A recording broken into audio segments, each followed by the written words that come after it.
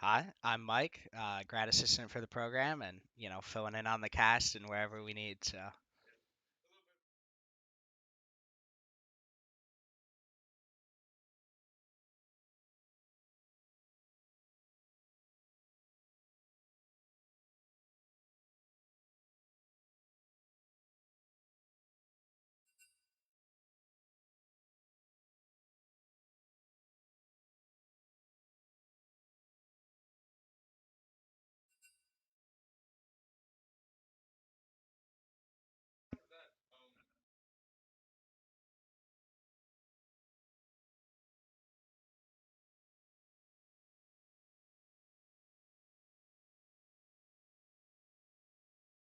yep.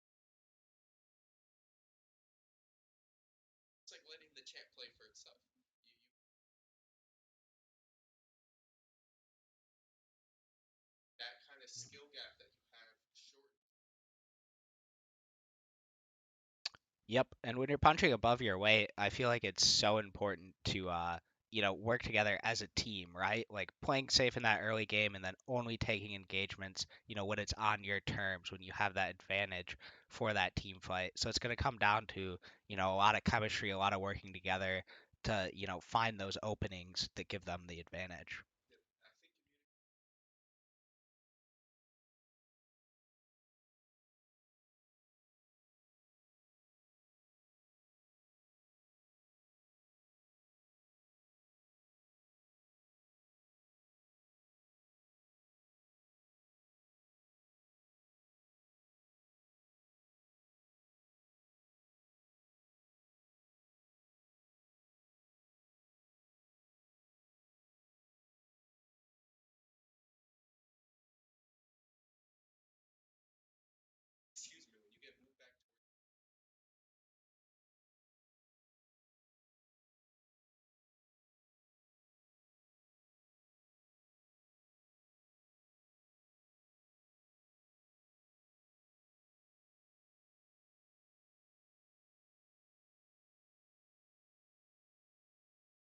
And excuse me, you identified Vector as kind of the one that needs to go aggressive. What kind of champions do you think he's looking at that are really good at taking those aggressive fights?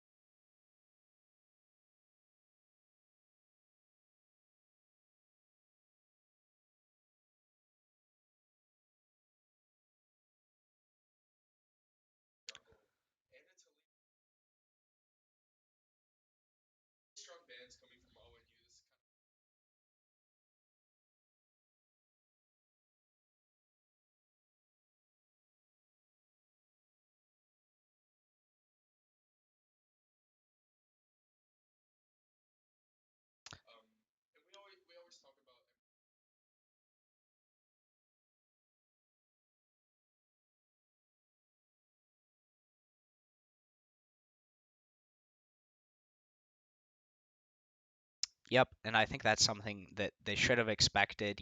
This is something we've seen time and time again. After, early in the season, he had those pop off, those carry games. Then it started to get banned out. So I'm sure he's prepared for that, and he's got, a lot of other options lined up in the mid lane.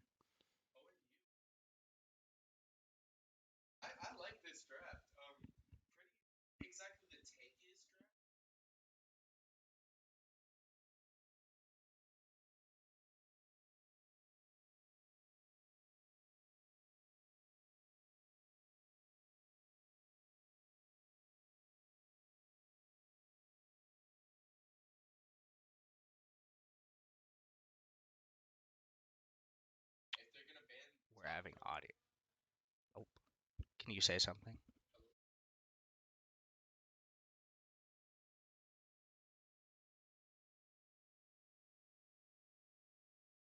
Hello. Cheers. Sorry about that, folks. No, as I was saying, with ONU, their top lane kind of being very, or not just their top lane, but their drafts so far, this top picks, Diana, Yasuo, and Yone being very, very aggressive characters. Obviously looking for a dump it, looking for an all-in dash, right? Very, very quick, aggressive comps. Um, in Valpo, as we expected, right? If you're gonna ban out top jungle and mid, that leaves bot lane to be picked. Valpo doesn't want to give them the chance to ban out any more picks from that range, so seeing that Senatom Kench as a first pick is kind of the comfort. Um, and the Swain pick as well, going to mid. Um, I mean, we've seen this before with MF Kimbo and his Swain being able to kind of be a good blind pick. Swain being very tanky, very forgiving when he gets jumped on, especially going into Yasuo as well, who likes to all in. It's usually a pretty safe pick. And the second wave of bans also is kind of weird on Valpo's side. Really targeting the OPs. I mean, there's not much to do for this first game, but ONU going with the Rammus ban, which I don't think we've seen Vector play Rammus this week, which is it's okay. But the Maokai ban is really what we were looking for as well. I kind of expected being one of his highest win rates, but Valpo coming off strong with a Volibear pick. We'll have to wait a little bit to see if Volibear is jungler top, but I don't think Volibear is very strong right now in the meta.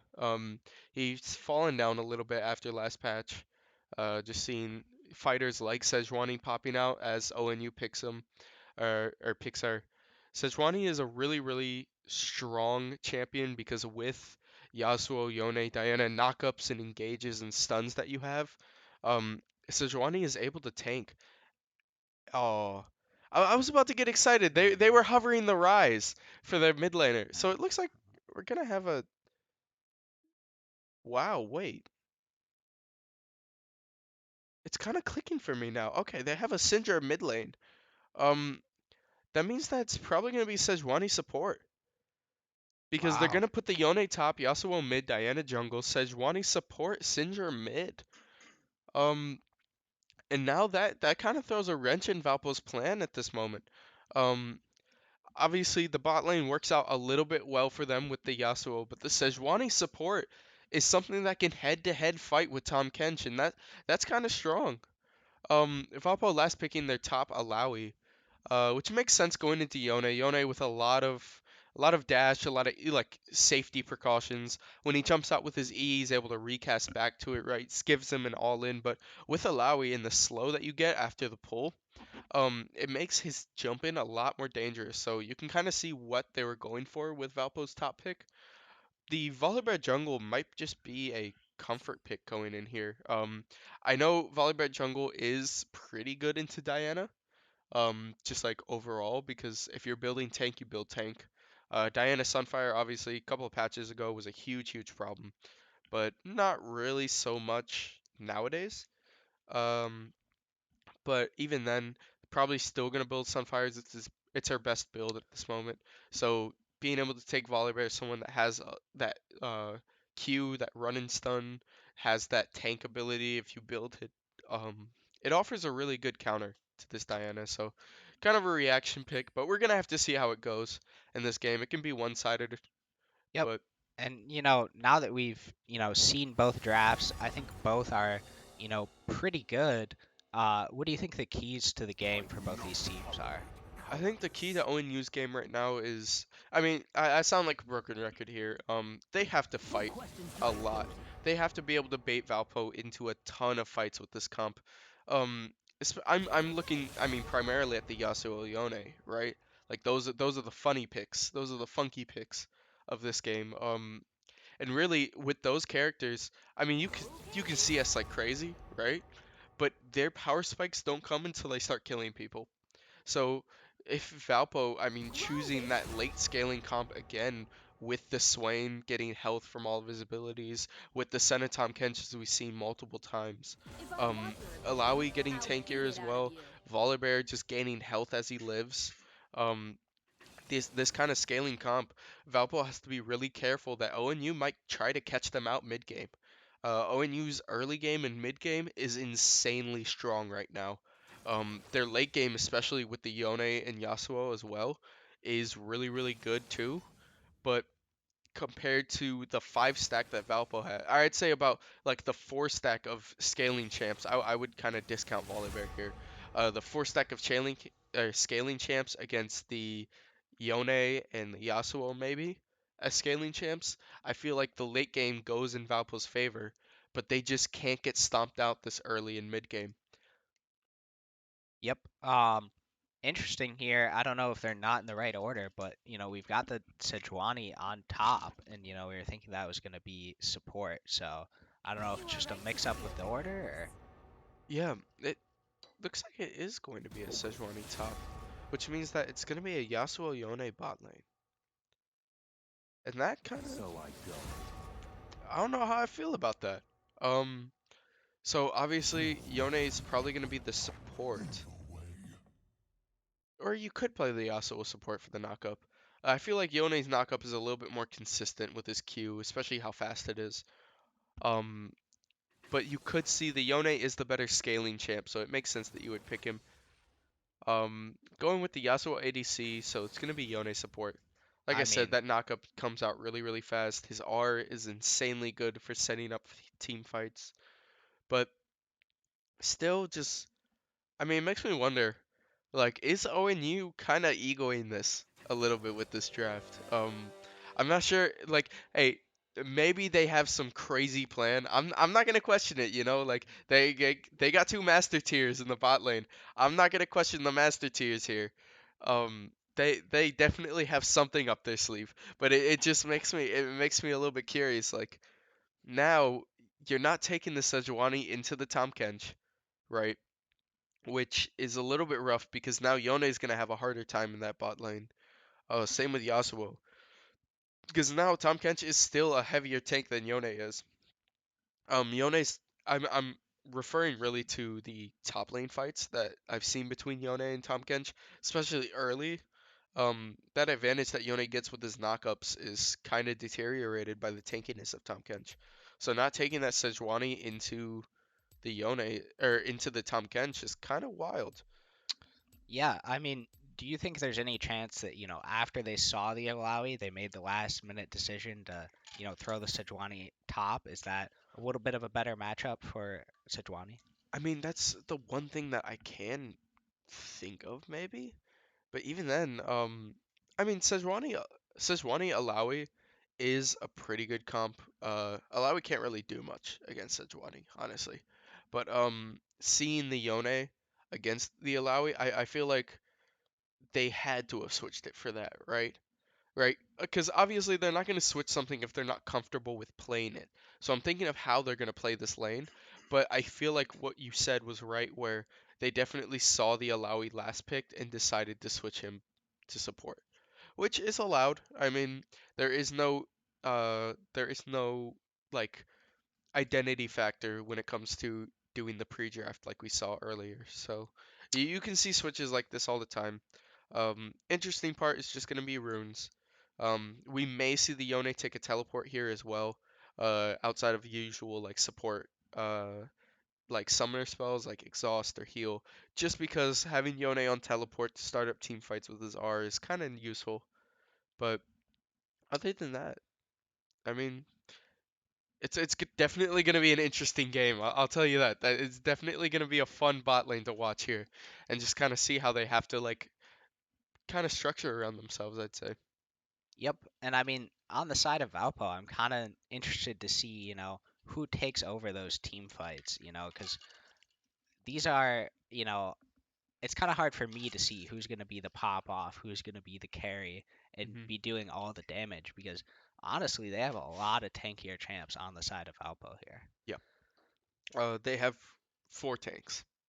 Because Swain by end of the game, for the viewers that don't know, Swain's passive whenever he hits two of his abilities, any one of two of his abilities, he throws out and he gains health back. Plus, it adds to his max health. So he becomes tankier and tankier and tankier the more abilities he hits. So as the game goes on, he just gets stronger. So the four tanks on Valpo's side, ONU's just got to build armor pen with that bot lane. Without that armor pen, it's going to be a little bit hard to fight. But And I mean, I feel like that was almost strategic and, picking the four tanks, knowing that they're punching above their weight and wanting, a little more room to, be able to survive and, play a little bit safer.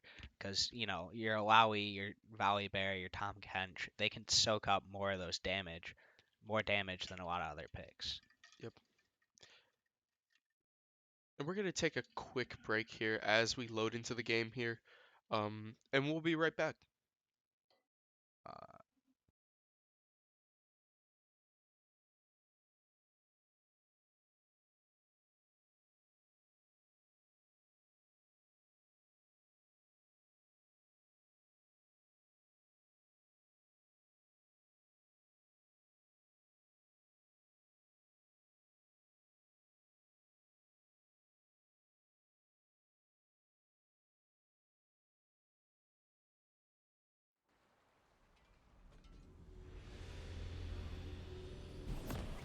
All right, and welcome back, everyone, as we load into this game one of ONU versus Valpo. ONU on the blue side, Valpo on red side. Looking at runes here, I mean, it's not exactly anything new. I mean, we've seen the Conqueror on Swain all the time. We've seen Airy on the Syndra as well. Um, Syndra is going to have a lot of early lane poke. It's going to be a little bit hard for MF Kimbo to farm here. As Syndra with that Airy, just giving him a little bit more adaptive damage anytime that he hits an ability. So, doesn't look like any invades here, just kind of a base like flat 5 setup. Um, just kind of protecting. We may have Diana go with a blue start here. Looks like leashing top, and as normal, Volibear is probably gonna red start. But really, I mean, the only like summoner I'd say that's a little bit funky is we have a cleanse here on the Yasuo in Minions bot have lane. spawned. Um, which I mean, it makes sense if you're looking to build just like a very very strong a damage type Yasuo. You won't have much CC stun, or you won't have much tenacity. So getting hit with CC, getting hit with those stuns, especially if it's a Volibear or like running you down, cleanse can be pretty useful here. But also we're seeing the exhaust from the Yone, so he's obviously playing for more of a lane aspect rather than getting later in the game. Um, I mean, with that cleanse pick, do you think there's anything specifically, that he's targeting out that, he wants to use that summoners for? I would say it's Volibear, honestly. Obviously you have Swain Root, right? But ranged roots aren't exactly what Yasuo is worried about right now. Yasuo needs to attack when he's close. So when he's not close, it's a little bit hard for him to actually chip away. And with Volibear's Q, when he starts running at you, if he hits that stun, he becomes insanely dangerous in that close range. So I feel like a quick cleanse on that Volibear Q after he lands it can seriously save his life. It looks like we have an E and Q in here, a little bit of an engage. Flash coming out of Ordinal, chipping at him away. And you see, I mean, that Yone being able to E and Q in like that and be safe completely with that knockup, it's really, really hard to lane against. I mean, especially because after 2 Qs this early, it's coming in fast. Um, and you have a lot of lifesteal as well in this bot lane. I mean, we're seeing that Yone did take support items instead of a Doran Shield or Doran's Blade. So obviously not looking to skimmerish really. And it's looking like both jugglers are kind of around the bot lane here. We Yep. might It get looks some like we sort may of have an engage. early fight here. The flash coming out of Yone, but the flash as well from Volibear. The exhaust on him, but he gets the first blood anyways. He's going to run out, the heal coming out to save him. Tom Kench hitting the Yasuo, who dived back in. There's another kill on the Yasuo. And the Diana getting hit, but stunned by Tom Kench, and that's going to end up being a 3v2 for Valpo. Or 3-1 kill from Valpo in the bot lane. And I mean, that's exactly the start that they needed. We talked about Vector, we talked about playing aggressive in the jungle, and, the question was always, how quickly is he going to get down to that bot lane? Yep. And it worked out. So, I mean, they just need to continue, playing safe and not giving up kills to this bot lane. Because we saw early on, before Vector got there, how punishing that Yasuo and Yone could be. Yep. And I mean, we saw that earlier as well, but I think we just showed off one of the downsides of Yone being in this support role, is that when his E is on cooldown, he's really, really hard to get away. Especially in these lower levels when his Q is not on a quick cooldown to refresh his dash. Um, Once he used that E, you saw Volibear ran down, he had no getaway. Volibear flashed with him and was able to get the kill. Looks like they're just warding up for Dragon. First Dragon is coming up here in 30 seconds. Um, just a couple of shots. And I think also, one thing that we kind of don't characterize much with supports is having low early cooldowns. I mean, you saw with Tom Kench as well, being only level 3 in that fight. And here comes the E and a dash out, the miss with the root from Senna. Yasuo dashing on the Senna. They're kind of splitting it. Diana here as well, but Tom Kench able to underwater dive out. It looks like it's going to be a quick recall. But I mean, we saw in that fight, Tom Kench not exactly having the like highest cooldowns because his tongue whip, that quick slap out that he keeps sending, he could just do that over and over. So going against someone with a high cooldown that really like can't afford to use it offensively, or can't afford to use it defensively, other supports just have a little bit more leeway with how they play. Yep, and I mean, so far, I think this early game's gone pretty well for Valpo. You see, in the top side, Alawi with the early CS advantage and pushing in lane a little bit there.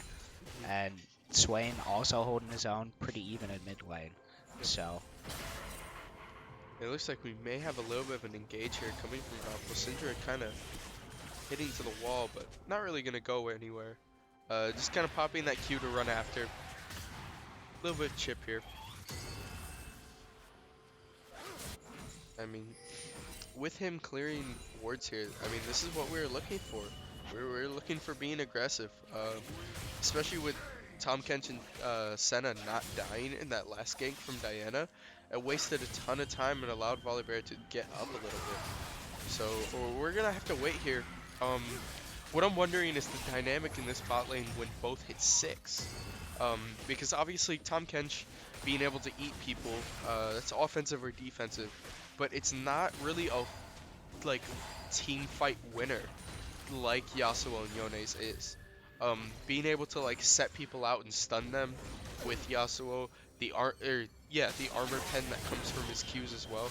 It looks like first drag will go to blue side here, go to ONU. Just a little bit of positioning, but kind of the armor pen and the knockup that you get from Yasuo R, the Yone R that pulls people in, right? Huge damage that you can get. Really just once they hit 6, those little like knockups that they get are starting, like they're going to turn into kills. It's gonna be a little bit tough. Yeah. It looks like this Alawi is like perma pushing in Sejuani here. Which I mean, in this position, I don't feel like ONU's really looking for any topside help. Um, so I think that Dreadful here is just kind of taking that opportunity and going, hey, yeah, like if you're not gonna come up to top lane, if you're not gonna like jungle push me at all, I'm gonna be right here. A little bit of an engage here. Good trade for Sejuani, dashing in.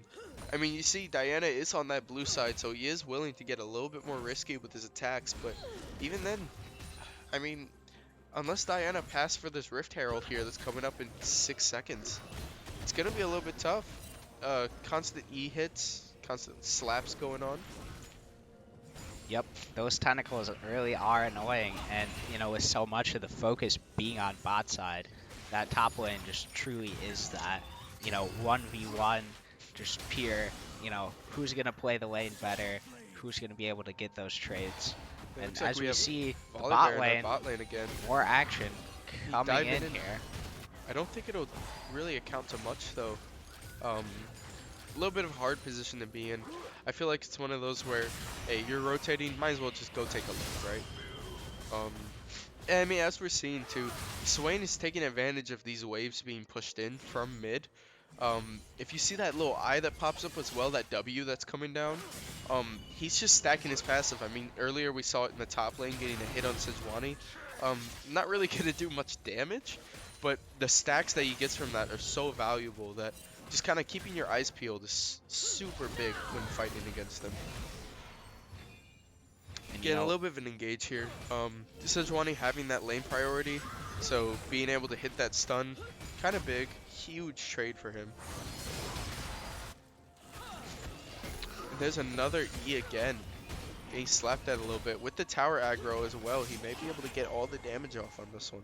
Yep, Dreadful taking in a lot of damage, but he'll be okay for now and not too much to mount that. Looks like they had a little bit of an invade here in the jungle. Maybe just like a deep ward or such, but not really much. And I mean, my eyes are on that, Rift Herald. Nobody's made a move for it yet, and I mean, that's going to be the next big objective that both these junglers are looking at. But here we have Vector trying to move up on this Syndra. It looks like a little bit of a chase down here coming. Dodging the Q. But I think that because no lane has really been able to touch a tower. I mean, there's been the kills in bot lane, right? And there's been that kind of attack, but you have to think about it, like, they were still pushed in. I mean, they don't have the wave clear right now to be able to get to tower. And I don't think that Rift Herald is exactly worth it at this moment, because other than maybe plates, you're not sieging for much. Well, I think Diana thinks otherwise, because it looks Yeah. like she is on this Herald right now. And you see that they rotated 3 so that they could get a little bit of mid prio. Vector's looking for a stun here under tower. It looks like they're just gonna protect, but this mid pressure that they're putting on is textbook. I mean, you look, that gave them that Rift Herald because Valpo was forced to fight away. The R getting hit by Tom Kench, the flash over the wall by Volibear, the R as well. Senna R coming out, a little bit of a skirmish here. They're pulling back. He also looks like he's in a bad position right now. Rooted by the Senna as well, punching on him. He may be able to get back around the tower. It looks like it won't be much. They are pushed in wave here, so could see a little bit of an engage, but it looks like Diana is now back. A couple of shots, and there's Syndra going down to the ranged Swain. Really good engage by Valpo there. They had the Alawi come down, whereas on ONU's side, the Sejuani was still top, so the entire Valpo team was there in mid lane fighting that 4v5, and they'll pick up 2 kills, and, even distribution as you see 1-1-1 down the scoreboard on Valpo's side. Valpo is playing these team fights really well. What they have to start worrying about now is objective. I mean, we were just talking like, yeah, nobody really has tower pushing potential, but now they do. Being up 5-1, I mean, their gold lead is only about 7k, or 0.7. So, not much of a gold lead, and you see that's purely because ONU is taking their time playing their objectives. They got first drag, first Rift Herald. They're getting plates on towers now as well. Their CS is up right now. Like playing this kind of long game almost. While Valpo's winning these early skirmishes, if they want a chance to scale in this late game, they have to start getting those towers. Now, I mean, we'll see that Cloud Drake is up right now. A couple of pings coming in from ONU, like setting up for it. Hey, like we need this now. A little bit of pressure back. Hey, Dash here, you can see, yeah, Yasuo Yasuo has that Q charged up for him. So and anytime he has that Q really, he's gonna push in. But looks like Volibear is going to be able to run in. The Q and the R hitting on this Yasuo. The R from the Yone as well. The huge knockup. And that's gonna be a kill. And that's 2 kills as well. And the flash coming out as well. Um, really, really tough fight there for Valpo. I mean, you can see I was talking about team winning ults, and that Yasuo being able to ult that Volibear coming in to gank, and then Yone being able to line them back all up after his R, um, really just like turns a gank into a winnable fight. And I mean, we saw also we had a rotation there coming from the Diana, so great counter gank. And MF Chikimbo is gonna get a quick pick here. Um, kind of unexpected a little bit. And the Senna are coming in from across the map to kill as well. Just to clean up. I mean, Vision wins, I guess, right? My word. Those two picks from Ordinal and MF Kimbo, man. I I thought mean, that fight was not at all in Valpo's favor, and they're able to, come around and, get those late picks that I don't think ONU was expecting. Jakimbo to come back, flash back in there, and, yeah. you know, And I Ordinal mean, to slice across the map like that. that one kill though on that Diana, that Senna R that came out was actually so clutch because then they just went and took drag. I mean, he also was looking to execute himself here so that there's no gold going to the other team. Which makes sense. I mean, in that position, you had 4 people Valpo bot side. You don't want to give any of them your gold right now. So just go and execute yourself to a tower, get a nice fresh start. Um, And I mean, it's still what you talk about, despite, playing well and, getting all these kills. ONU still has that gold lead. They've been able to hit these Valpo towers hard and, play around that scaling aspect. They're still feeling okay because they have that gold lead and they have those champs that are going to help them in the late game. exactly. I think you have to worry about as well who this gold lead is going to. Um, Majority of it, I mean, you saw not only just like the objectives with Rift Herald, but the towers, right? A lot of Sejuani gold going his way, and a lot of Yasuo gold.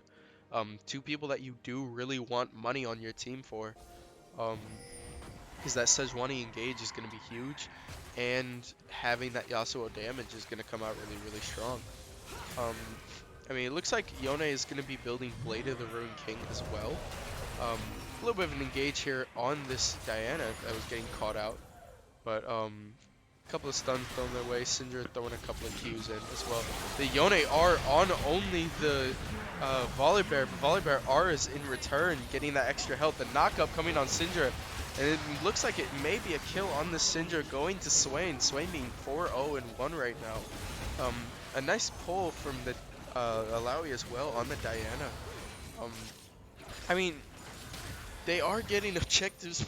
These skirmishes are all going in Valpo's favor at this moment, just because I mean, they're getting caught out.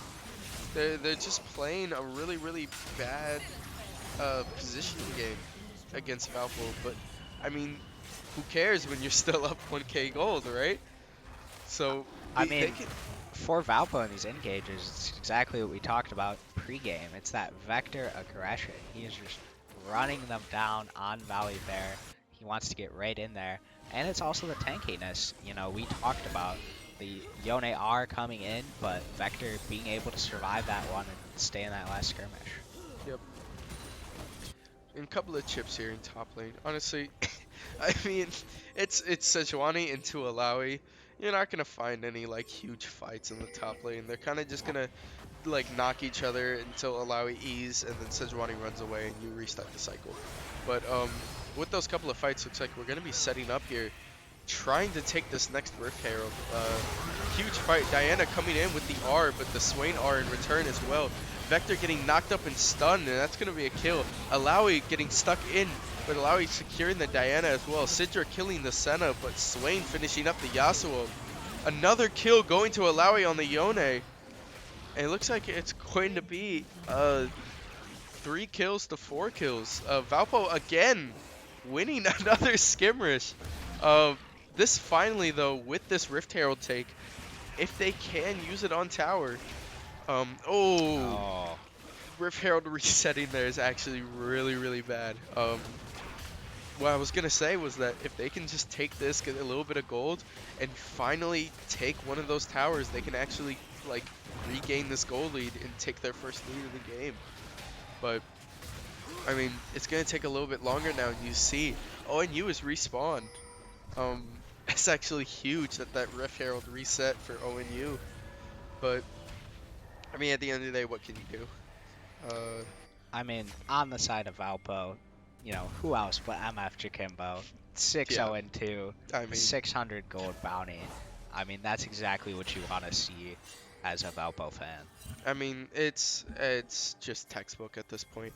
Bro gets a like 20-0 lead, and you kind of just play behind him. But I mean, 6-0 now. He's got Leandries. He went Raleigh second item, which I mean, it's what you normally see here. But you can see also just here, um, Yasuo, without his armor pen is kind of lacking. He's still doing a ton of damage, but I mean, he's not melting like you would expect him to shred with item and boots. But it looks like we have a 4v1 going on here in the bot lane just to secure that kill. And it looks like ONU is going to try and take advantage of this, going to their top lane, trying to pressure that turret. But I mean, it's Alawi. If you're going to take a 3v1, I would rather pick Alawi over the Yasuo when it comes to actually like surviving that fight. So it looks like Valpo will take advantage of this and seeing their team top wave and try and take this next drag. Hextech Drake being a really, really good dragon, giving attack speed and ability haste. So for this team comp that Valpo had, I mean, really for any team comp, it's worth it. A little bit of an engage here. You're going to try and catch the Syndra out. Frostfire proccing, Q proccing, and then Senna R coming in as well. Securing another pick. I mean, we talked about this already. ONU's positioning has just been really what's holding them back here. And it looks like they're going to regain this gold lead here. If they're able to take this tower, the engage coming in on the Yone. They have to hit this tower so Steamroller doesn't die, but they're going to see. It looks like he won't get a... Nope. They won't get a second charge on that tower. But looks like, I mean, I talk about positioning all the time, and I talk about them getting caught out of position, but you have to look like, what are they doing with their time, right? And obviously they're getting caught out of position a little bit right now, but they're doing that because we have a Yasuo farming solo right now, and he's up like 30 CS. They're doing it for a purpose. I mean, Valpo is winning these fights, but it's not like ONU is completely coming out empty-handed.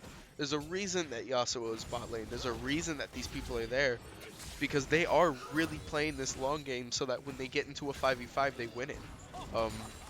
Which, I mean, if we're playing long games and we're playing comps, again, I mean, we talked about it earlier. I would rather take Valpo's comp over this, but Oh, we it looks like Dreadful is going to get Yone caught are in out. here, but you could just see the insane damage of Alawi in that 3v1. I mean, still falling down with a death, but Sejuani almost dead. Yone having to recall as well. They will probably lose this top turret unless Sen and Tahm Kench has something to do about it. But looks like they're just gonna settle for pushing in wave, try to get it out. Got vision on Diana now, recalling that bush. But I mean, I'm with them. I would rather not engage that fighting right now. Diana with Sunfire's and Nashor's Tooth is not exactly a fun fight to take as a bot lane. But I mean, honestly, this game is close. It's like we expected. The scoreboard may not say it, the 7-15 may not say it, but really, just pay attention to those gold leads, because that's really all kills matter for. Is kills give you gold, and that gold lead is what's important, because that buys you the items, get you that scaling. Um, Yep. I mean, I think it's 100%, anyone's game. We've seen Valpo coming out on top in these fights, but, on the other side, ONU, their champions are ones that tend to do better late game. So, yep, next team fight, it's still a toss-up, still a 50-50. yep. If ONU gets those better engages, gets all those knockups in CC we were talking about, they can definitely win that. And I think we need to mention here, especially talking about ONU's comp, not only just like the abilities that they have, but playstyle wise, it allows for a little bit more skill expression. I feel like with a Yasuo Yone, obviously the joke is you always go into solo queue and you find those players that have the biggest egos. But I mean, with Yasuo Yone, you do need a little bit of an ego to play those champs, because you need to be able to walk in and trust that you're gonna do enough damage and heal past whatever damage people are doing back to you. Um, but kind of like the skill expression that comes with those champs, I feel like ONU can really win these team fights here, especially because they're neck and neck in gold, if they just plan out their ultimates a little bit better. Um, because most of these fights, most of these kills that have been going to Valpo are picks that are coming from, okay, this person's over here, let's all group on this person, and this person here, let's group on this person, blah blah blah, right? So in a 5v5 where that's not an option, it's really just going to be, okay, who can time their R better? How many people can Yone hit? How many people can Yasuo hit? How many pull-ins can Diana have? This kind of skill expression that you're looking for from these teams is really going to be the key. Looks like we have an engage here, and they're just going to back up a little bit. Couple of tosses. The flash, though, coming on Sejuani with the R, but another flash coming from Tom Gench being able to get out. ONU pretty confident in taking this fight right now, knowing that Alawi was topside, but Alawi's going to be teleporting in. It looks like ONU sees that too, so they're not really going to push much up. We'll swing W, see if there's any vision there, see if there's anybody hiding in the bush, but stone over the wall coming from Syndra, and the pull on Sejuani. Sejuani being able to get out of the range pretty quick, not take so much damage, but the slow is going to keep him out of that fight for a little bit. Just a couple of engages here. Yep, they're kind of, dancing back and forth, waiting for that perfect opportunity to engage. And you see down there, the Yasuo is on this Drake and, starting to do damage to it. I think Valpo knows and they're trying to move down there. There's a stun on the Alawi, but Alawi getting the pull.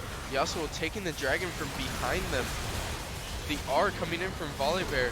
A huge fight going on. Azanya's coming out from blue side as well.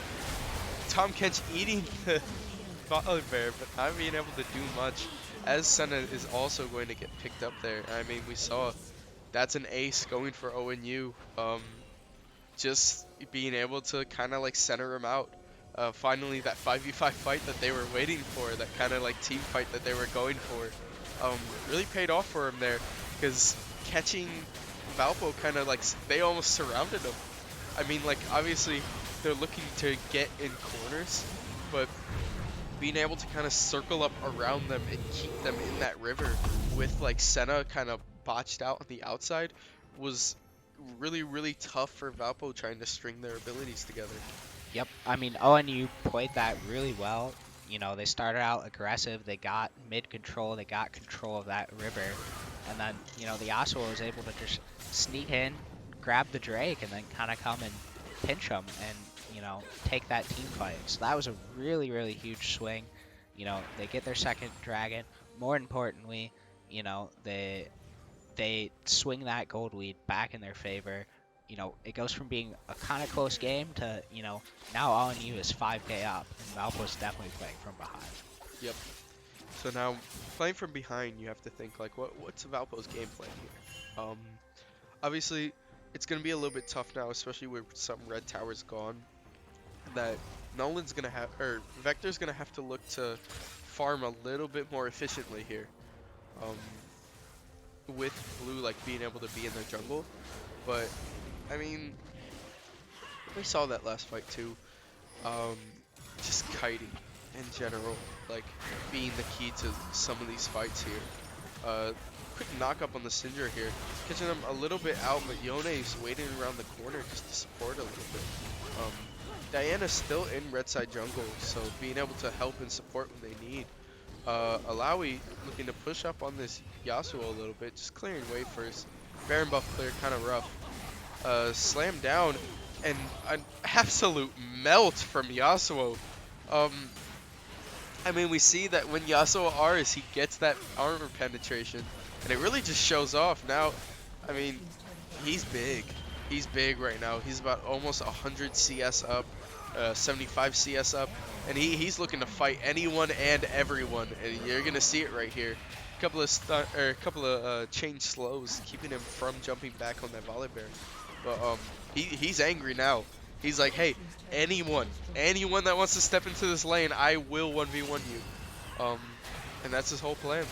Yep, I mean, it's gotten to the point, that we talked about. ONU is starting it out scale. They're really pushing Valpo on the back foot. You see all three lanes pushed in. So, I mean, at this point, if you're Valpo, you just need, like, a really, really clean team fight into a Baron take. Like, it's going to take a lot from here. Yep. No, it's gonna be pretty tough for Valpo, especially with this 8K gold lead that ONU has put together at this point. Um, it's gonna be really, really hard for them to be able to find someone. Their best bet is ONU, right, is in a position to split push. They have to pick someone. I mean, being able to get that Yasuo is probably their most realistic option. While they may lose one or two in the process, um, that bounty that he has being like the same as Diana's bounty, Diana's gonna be gone. Like if I'm Diana, I'm not on vision for a while. So looking for that Yasuo being able to split push and kind of farm up as he's doing right now, looking for that is gonna be their best bet at getting any gold back.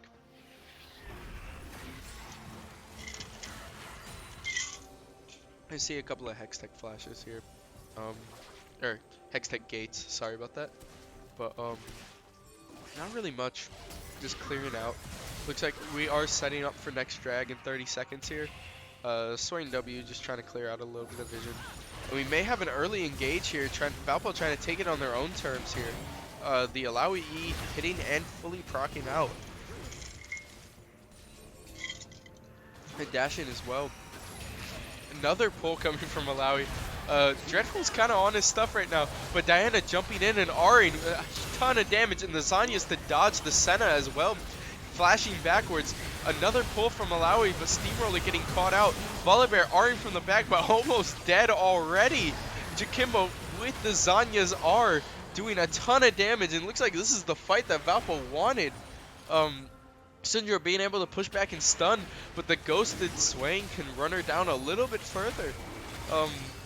Fight was huge for Valpo. I mean, we talked about it before this game. Taking fights on your own terms against teams like this, being aggressive, is their key to winning this match. And you saw they jumped on them, and before ONU had time to organize their ults and, hey, I'll get them from here, I'll get them from here, we'll move in, right? Without giving them time to organize like that, they kind of had to just panic fight, and panic fight led them to winning that match. Or, not winning the match, sorry about that. But, The fight, led them, yes. exactly, led them to winning the fight. And I mean, another factor we talked about, the bounty on the Diana, the bounty on the Yasuo, both of those now going over to Valpo.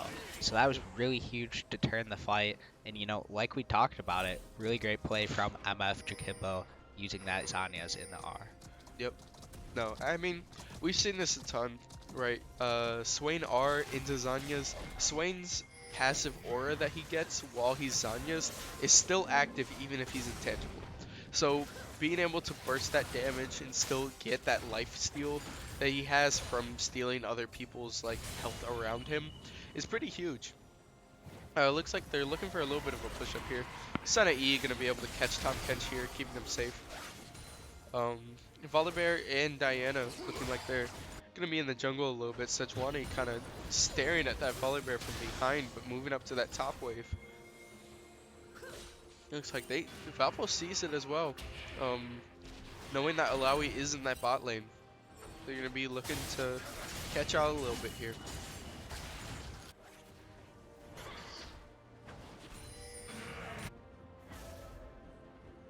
Yep, not too much happening here, just as always, looking to take those fights, get those picks on their own terms and, not get caught out.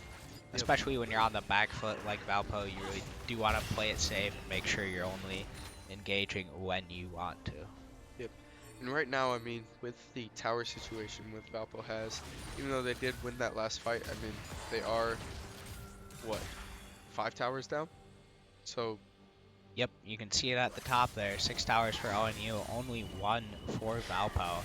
But, we're seeing some pings come down on the Baron, and, It looks like they're trying to get vision, trying to set up for this next objective here. Yep, and a huge Yone R to engage here, but the Volibear R, Senna R as well. Looking like it's going to be a little bit of a fight going on. Alawi coming down from the top as well. Victor being able to run in there. The Diana pull in the Zanyas, but it may not save her here as MF Chikimbo finishes that kill. Another Zanya's coming from MF, but Yasuo dives to the back line and kills Senna. Alawi kind of 1v3'ing over there as Tom Kench eats him and pulls, and that's going to get the kill. Going to Alawi, going to one of her like tentacles that slammed down. Um, Huge ult from Malawi. I mean, I guess if we're looking at fights here, it wasn't bad. It was not a bad fight played by ONU. It's just with that Yone R and everybody kind of grouping up that gave Alawi an R that she could hit that spawned as many tentacles as she could. Giving that pressure allows for the rest of Valpo to focus one by one and kind of get those picks. But at the end of the day, I mean, it was 2 for 2. Fight ended up pretty strong, but if we're considering gold leads and we're considering tower leads here, um, I'd say that's a win for Valpo. But And I that may mean, be just a little bit biased here, but yeah, 2 for 2, pretty even. But the real prize here is going to be this Baron that ONU is, starting to chunk down here, and Valpo's yeah. gonna need to take a look at that. Yeah, it looks like Yone just eating over the wall, trying to get a vision like, hey, where are they? Yone R'ing out as well. That's an R gone for a huge fight here. Huge chunk coming in from that Syndra. Starting to get a little bit of scaling going on. But just a couple of shots. What I'm worried about is Yone did use his R to get out there, and he just did recall. So this may be a 5v4 if Valpo decides to fight this. Drev still being at half health, but slowly gaining back up. And there's a huge pull from Diana and Yasuo with the R's coming out and doing a ton of damage. Dreadful just gaining a ton back using that Divine Sunderer. And they may be able to turn this fight, but Yasuo jumping in and killing. And that is a huge quadra kill for Yasuo on ONU. Um, Oh my I word. mean, That God. Diana basically got the entire Valpo team. That was just to dominant fight there. to just kind of recap what went on right there, um, Diana's R also knocks up people when it pulls in. Yasuo's R can be activated on any enemy knocked up by a teammate. So what they planned was with Diana and Yasuo there, probably their two most fed people on the team. Diana jumps in, R's, gets a huge knockup. Yasuo is able to R the rest of the team, game that armor pen, jump around, and quadra kill. And that's going to be the final fight of the game. Not much that Valpo can do here.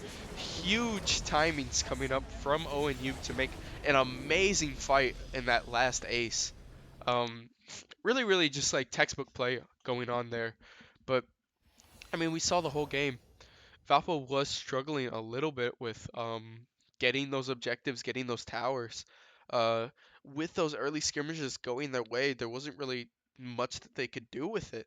With no wave clear, with no wave prio that they had, um, they were really just looking for maybe one fight that they could turn around. But um, I mean, other than the dragons that they got, towers, that kind of gold diff that they gave to that Yasuo, they gave to that Diana, was kind of the deciding factor in that game. Um, I mean, even though it was ultimately a loss, I think, Valpo still played well. They did a lot of things that we talked about, yep, that aggression early, taking fights on their own terms. But, I mean, it just wasn't quite enough, in the end to face up against the scaling of the ONU team. yep. It doesn't really look like it was much, but we're we're gonna take a quick break, folks, and we'll be back in a second for the start of the draft of round two.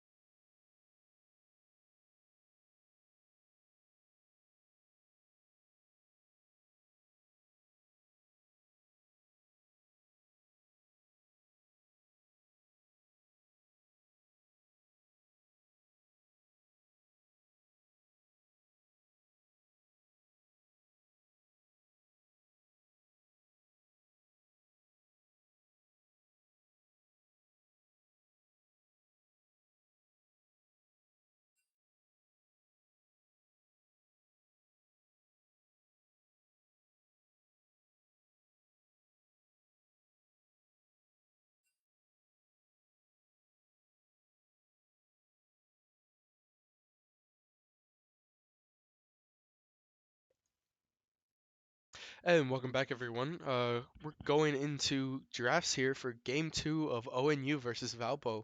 Um, Valpo still on red side. What's it called?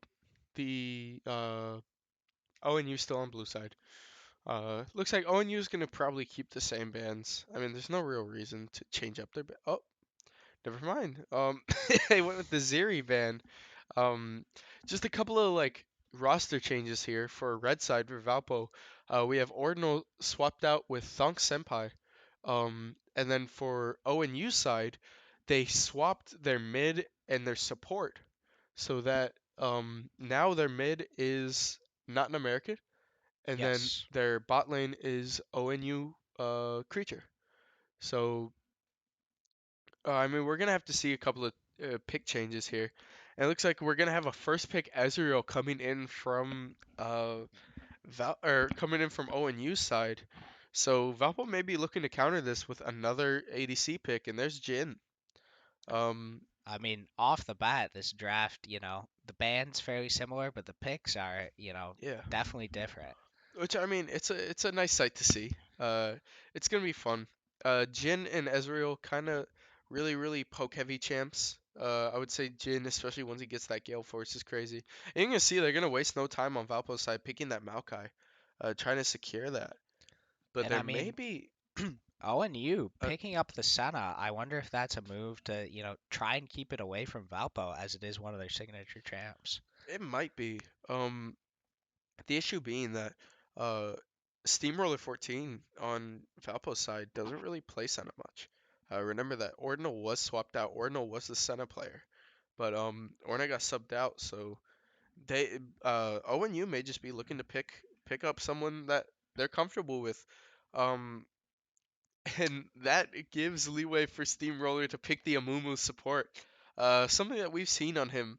Kind of one of his more fun picks that he enjoys it a lot because he's allowed to play this really aggressive kind of like team fighting ability, or not even just team fights, but just like a really aggressive lane. Um, Especially going into an Ezreal and a Senna, the poke is insane, right? I mean, that's probably what they're like trying to draft around here is that Ezreal and that Senna can poke up enough that Graves can come in and kind of use a lot of his speed. I mean, we may see a Smite Ghost come out here from this Graves, using a lot of speed to kind of just run down lanes. I Um, mean, I think Graves is, a very, very strong pick right now. I've seen, League of Legends Worlds happening right now. yep, Watching some of those games, you've seen some of the yep, Graves, being able to pop off, carry those games. And then taking a look at the bans here, um, Valpo is going to get rid of that Sejuani, which ONU played top last game. yep. They got rid of the Sejuani and they got rid of the Trundle as well, just to make sure that I guess there's no Trundle top pick. But the two bans on blue side for ONU, banning out Dreadful's top laners that Aatrox in that set allowed and opened up for Emma Chikimbo to take his Talia.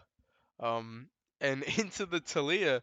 Looks like ONU is gonna pick the Aurelion Soul, and I love that. Honestly, I love that.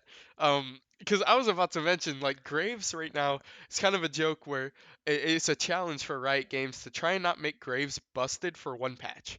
Right? Just try to make him a balanced champ for one patch. They can't do it. He's crazy OP. Right? But then you even it out by picking the Aurelion Soul, and that's the crazy part because Aurelion Soul is not the strongest champ. When you think like utility, when you think like 'cause damage, obviously you don't look to an Aurelion Soul for damage. He can, especially with Electrocute proc, but that's not like there's better chance to pick. But then you look for utility, and there are also better champs to pick. So blue side, ONU may just be taking the comfortable pick here with an Aurelion Soul. Either taking a comfortable pick for them or throwing something at Valpo that, hey, like you haven't played this. You do not know how to play this in a comp setting like we do. We're gonna like run down at you. And that may be ONU's idea here with this draft. I mean, the Orin and the Gnar are kind of basic picks in the top lane. Really nothing that interesting here. But ONU having some fun drafts this week. Uh, but the first game, the Yasuo Yone bot lane and the Aurelion Sol mid game second lane. So I mean, this is a fun draft. I like this. I mean, Um, talk to me, a little bit about Valpo's draft. I think this, a little more cohesive, a little better than the first game potentially. So, what do you see in Valpo's draft?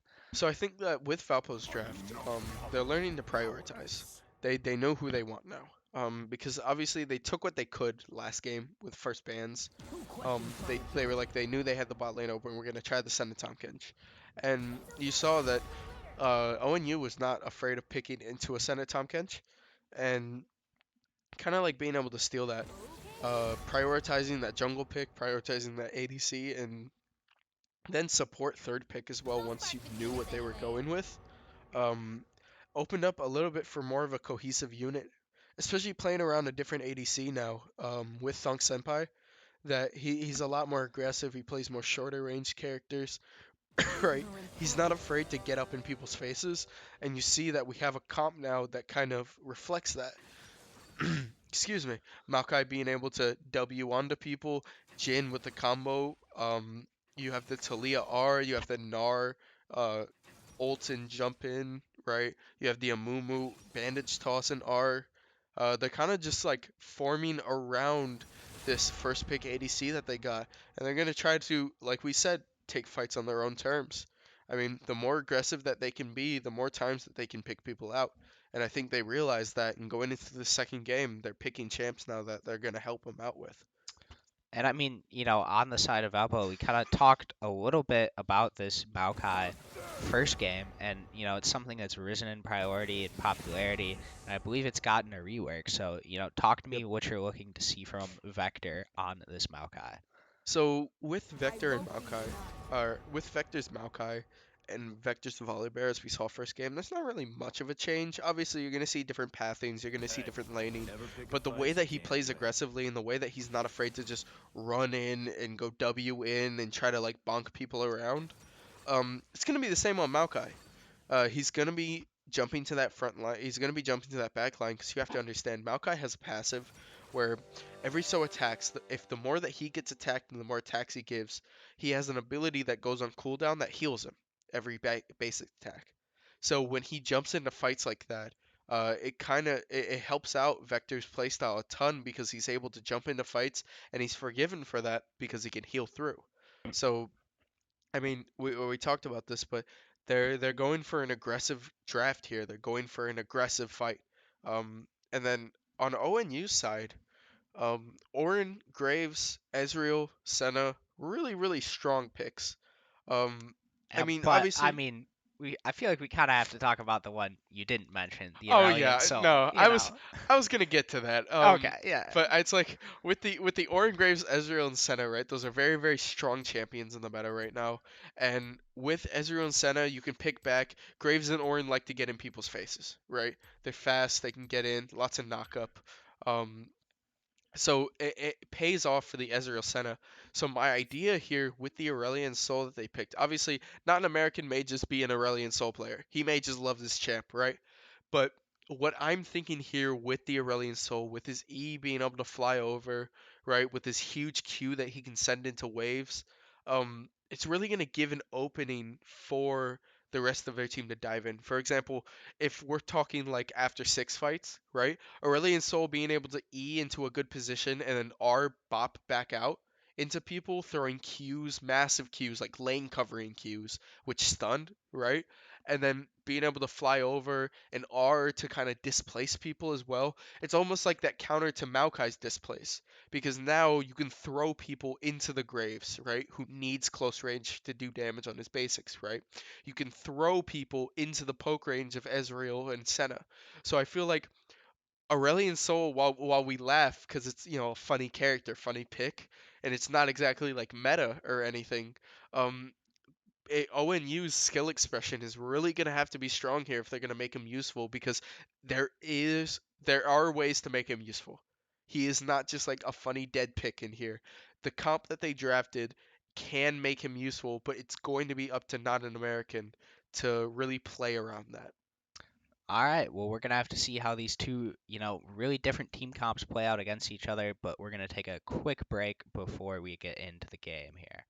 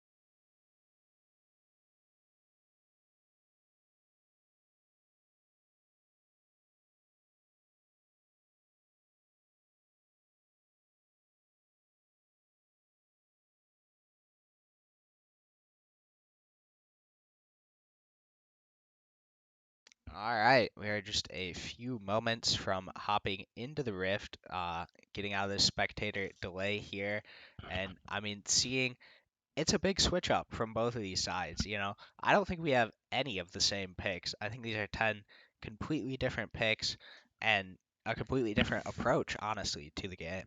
It looks like it. I mean, Valpo playing into that really aggressive heavy comp that they like, but ONU kind of just playing against it. Like, all right, we're gonna displace you, we're gonna throw you around, we're gonna near sight you, we're gonna just keep poking you, trying to kite out a lot, and I think that's gonna be the main deciding factor between the fights they win and they lose.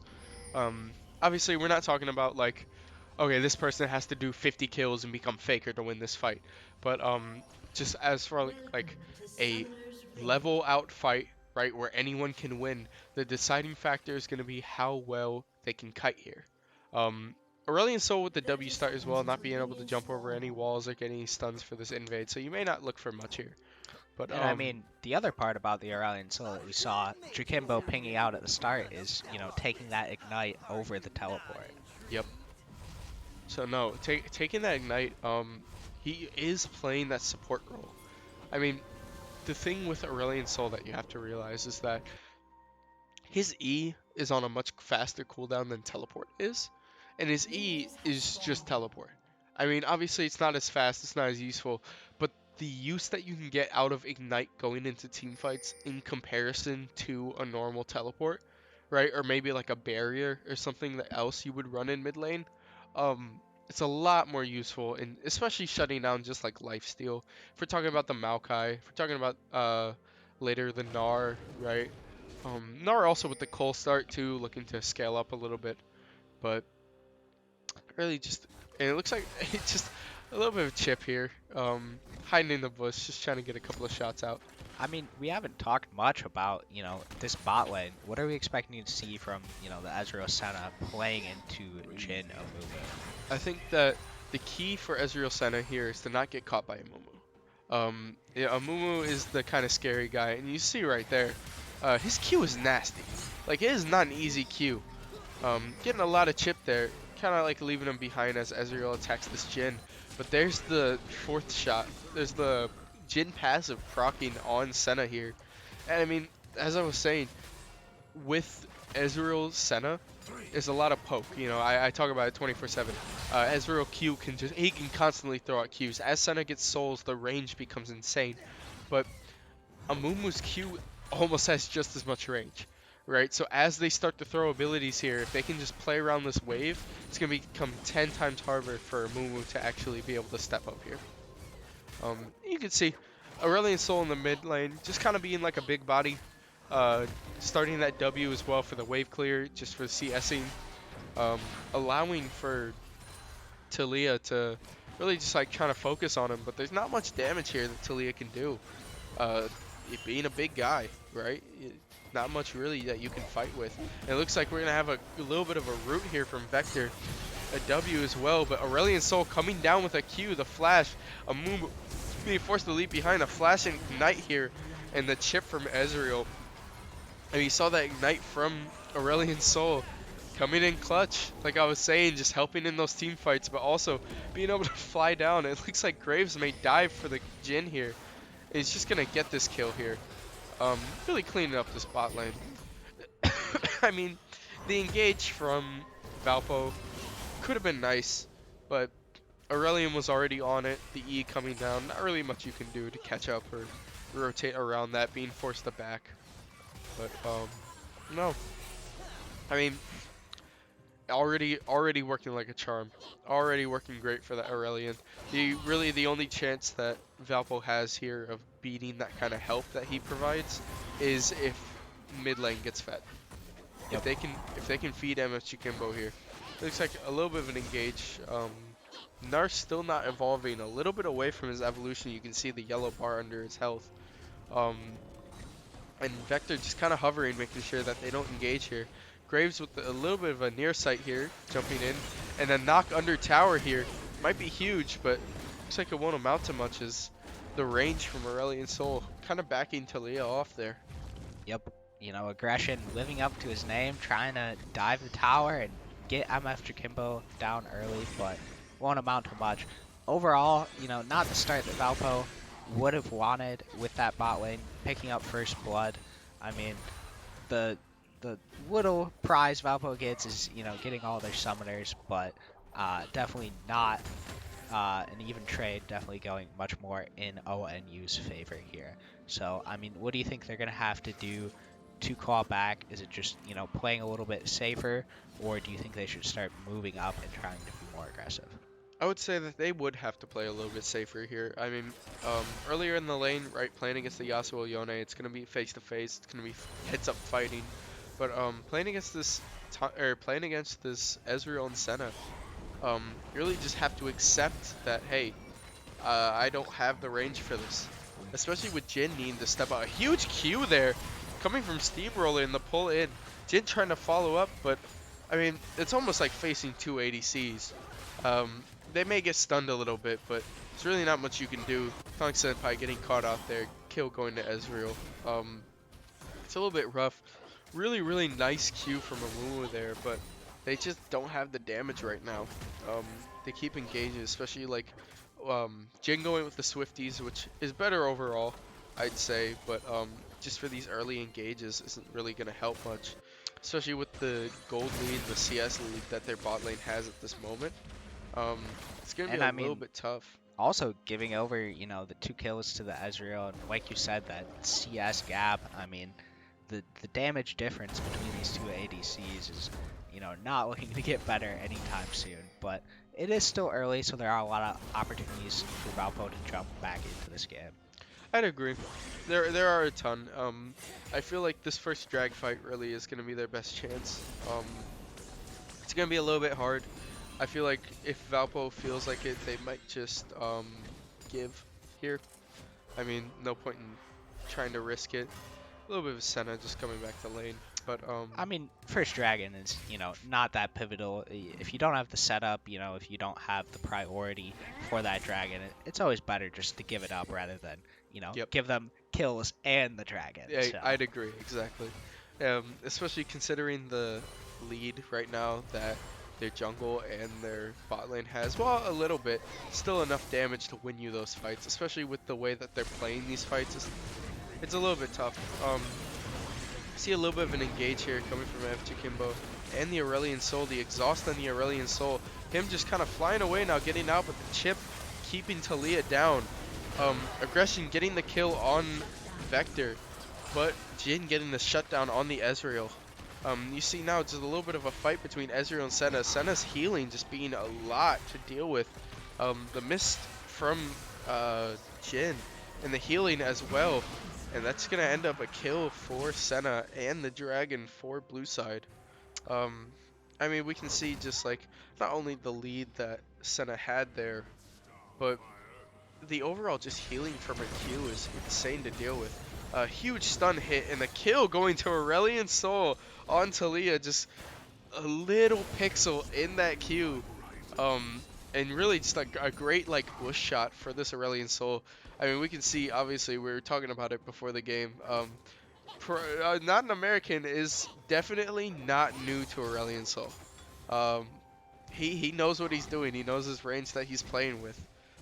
So going into this Talia.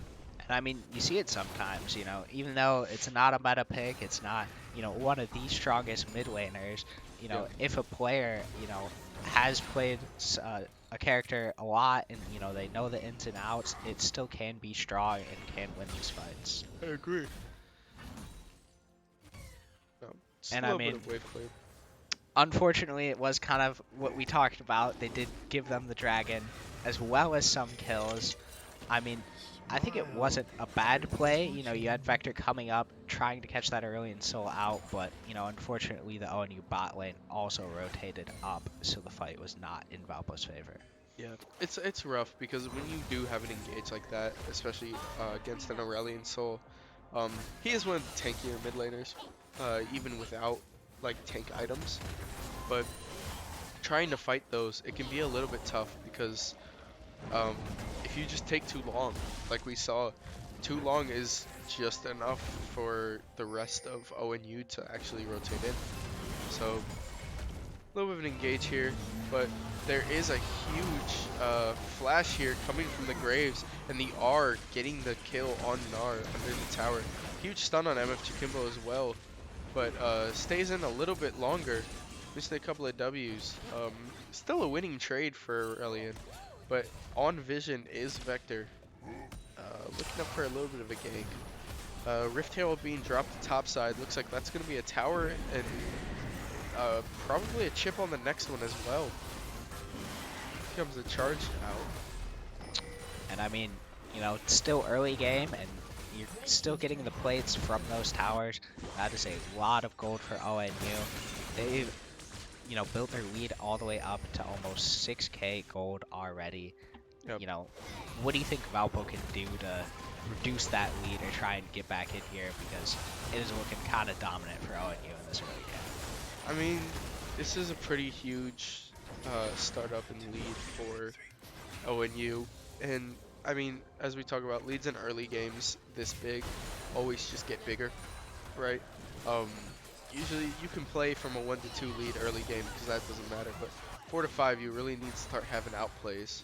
But kind of worked perfectly for the comp that ONU is running here, because this comp that they have, when you get ahead, it's really, really hard to engage. I mean, their damage is going to keep you from trying to engage, and their poke is just going to keep whittling you down. So I really just don't see a bright side right now for Valpo that's not involving one of these objectives. These next objectives, they really have to be able to catch people off guard. They have to be able to set up for it, see if they can get multiple people to be out of lane. And in that case, if they can just start whittling down the other team, as I was saying ONU was doing to them, it could be a lot better. But it's just gonna be this next objective. I don't see any possibility laning phase at this moment that's going to help them. I mean, yeah, I think one of the tough things for Valpo is, you know, seeing the Graves 3-0 on the other side. You know, we talked about how he's coming back in the meta, how he has some really strong abilities, and, you know, when he's getting ahead with these 3 kills, he can put down that damage hard. So I think that's, you know, if you're looking for a pick, you're looking for an engage, you kind of want to find it when the Graves is not there. And the huge Orin R, even predicting the flash from Amumu, not gonna be much, as Vector flashes as well to get away from the Aurelian Soul Stun. Steamroll getting caught out, but the teleport coming down from bot lane. The engage under tower, Maokai R keeping them in line. Orin falling under the tower, but Aurelian Soul picking up a double kill as well. Dreadful finishing off the Ez. And still MF Chikimbo under tower fighting this Aurelian Soul, getting the kill and the shutdown from Aurelian. Forcing them back a little bit, but this Senna flashes in to get the kill, and it may be a double kill here if he can't land it. And there's a double kill for Senna, almost acing this Valpo team outside of the respawns coming from their bot lane. Really just huge vision difference right there. I mean, we saw Talia trying to clear those wards, trying to clear that wave that was pushed up in the jungle, but Senna playing around that bush, playing around that vision, being able to jump in, get a couple of chips going, in finishing off that double kill for an otherwise pretty even trade for Valpo. Not to sound like a broken record, but, you know, one of the keys really is taking those engages on your own terms, and that's kind of what we've seen ONU doing all of this game. You know, they get their 5 members, everyone down their bot lane, you know, to have a big advantage and be able to make that dive and kind of extend this lead. Yep, I'd agree with that. And we talked about Valpo realizing that they need to play aggressive in these games and kind of drafting around that, but I mean, we didn't really talk about how ONU also recognizes that's what Valpo wants to do. So they're going to just try and be aggressive back. I mean, easiest way to beat an aggressive team is to play aggressive right back. Take those opportunities away from them. We see ONU doing this. I mean, the weakness of last game for ONU definitely, you know, was that early game. We saw Valpo, you know, coming out on top in the early game in our first game of the day. And What? here comes Maokai R, but the Aurelion Soul R coming over as well. Steamroller getting pulled into the Graves abilities, kind of getting melted there. Chikimbo being forced. The flash from aggression and the kill over wall. And then the kill going to the Aurelion Soul as well. And this game is looking a little bit out of hand here. It looks like they have a 8K gold lead. Yep. Like I was saying, last game the weakness for ONU was the early game, and it seems like they came into this game determined to switch the narrative on that and Yep. be the ones winning the early game, and they have certainly done that. I would, I have to give credit. I was laughing. I said the funny haha pick. Um, I underestimated. That's what I did. I underestimated the Aurelion Soul. Aurelion Soul is 4-1-4 right now. Obviously the Graves is 5-0. It's not exactly like it's his game only. Senna's 5-0-11 as well. But I mean, I talked about it. I said with the draft that they picked, Aurelion Soul can play a huge part here if they play around him well. And you have to give credit to Not an American. He's playing this Aurelion Soul just how his team needs. It made it really, really hard for Talia to rotate on anything as well. Being hard to pick up those fights. And as we talked about, Emma Chikimbo loves getting those kills in team fights. So if he's not allowed to, it's a little bit hard.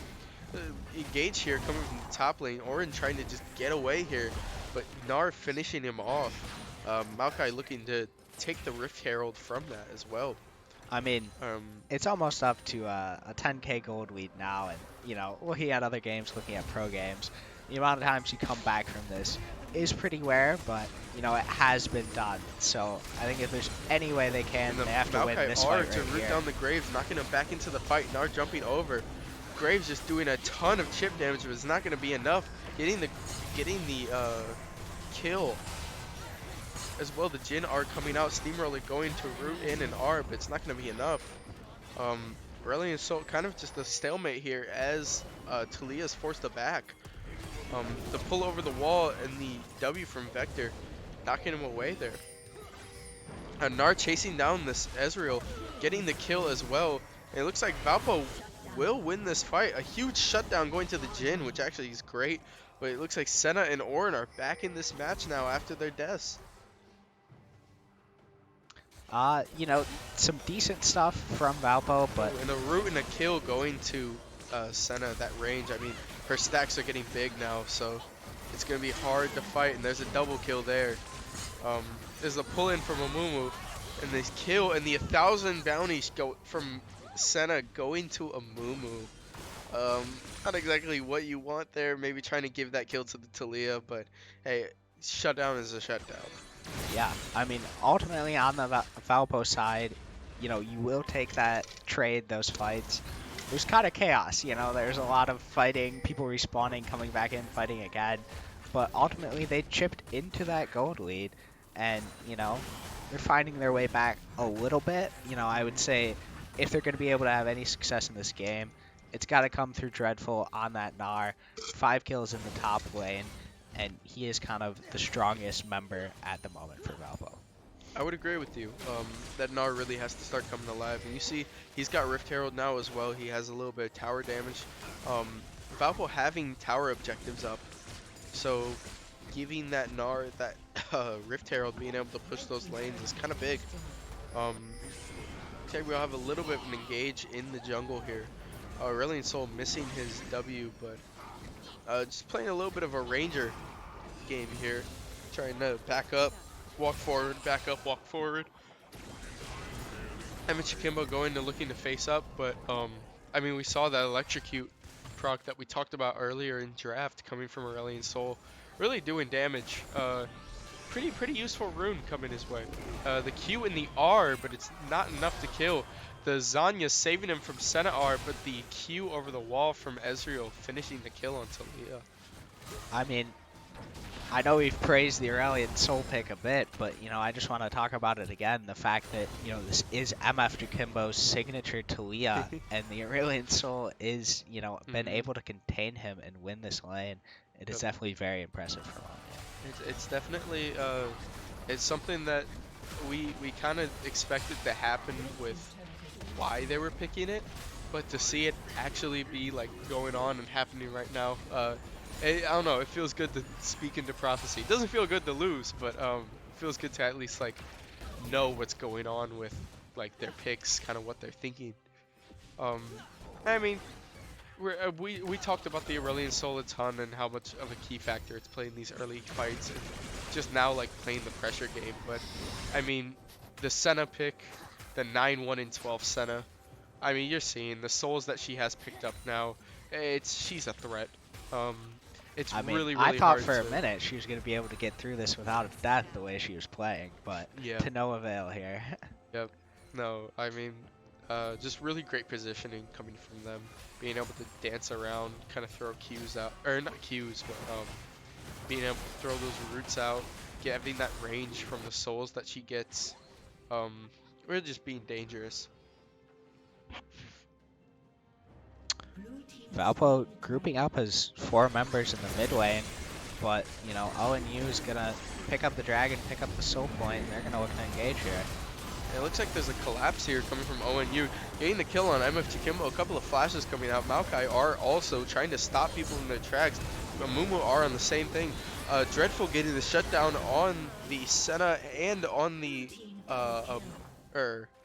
on the Senna and the Aurelion Soul, but um, blue team just coming out strong with it.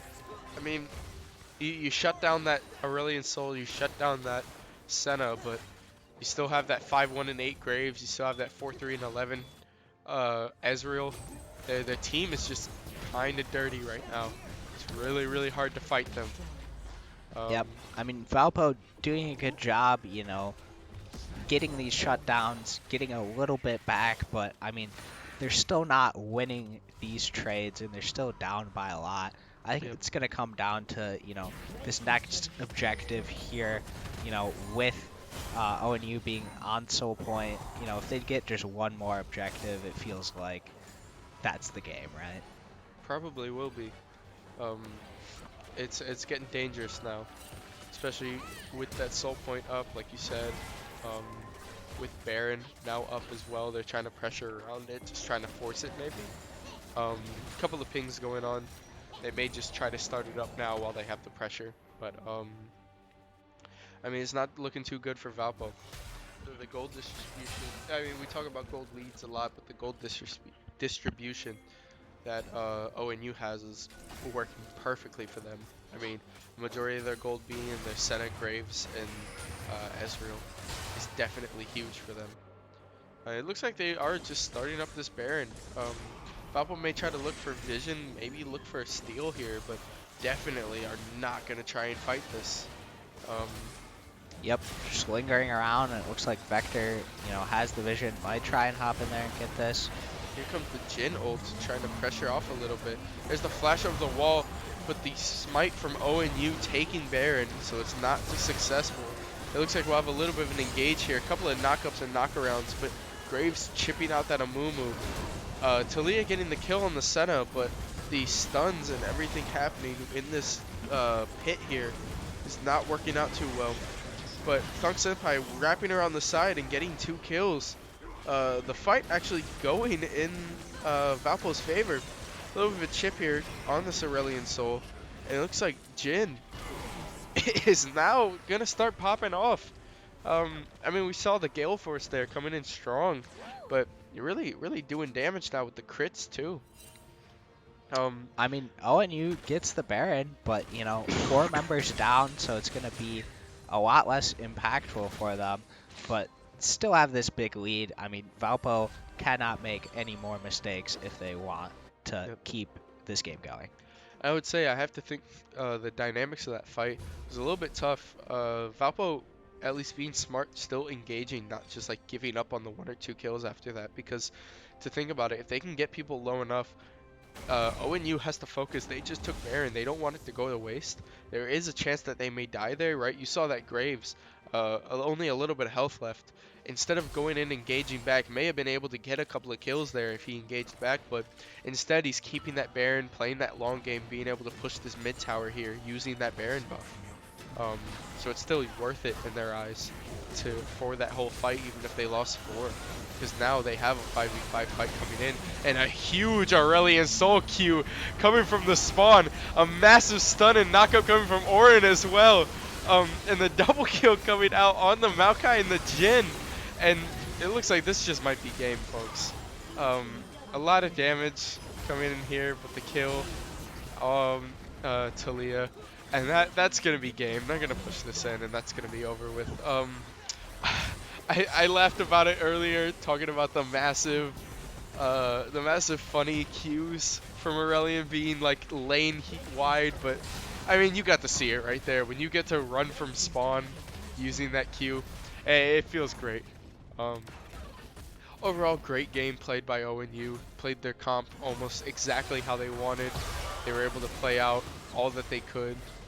Um, and Valpo just with that aggressive playstyle, sometimes I mean it hurts to get behind early. It's And I really mean, really tough to you come back. can't blame Valpo. They knew going in that ONU was a strong opponent, and playing with that aggression and playing for that early game really was, the way they wanted to fight in order to be able to try and even the playing field here.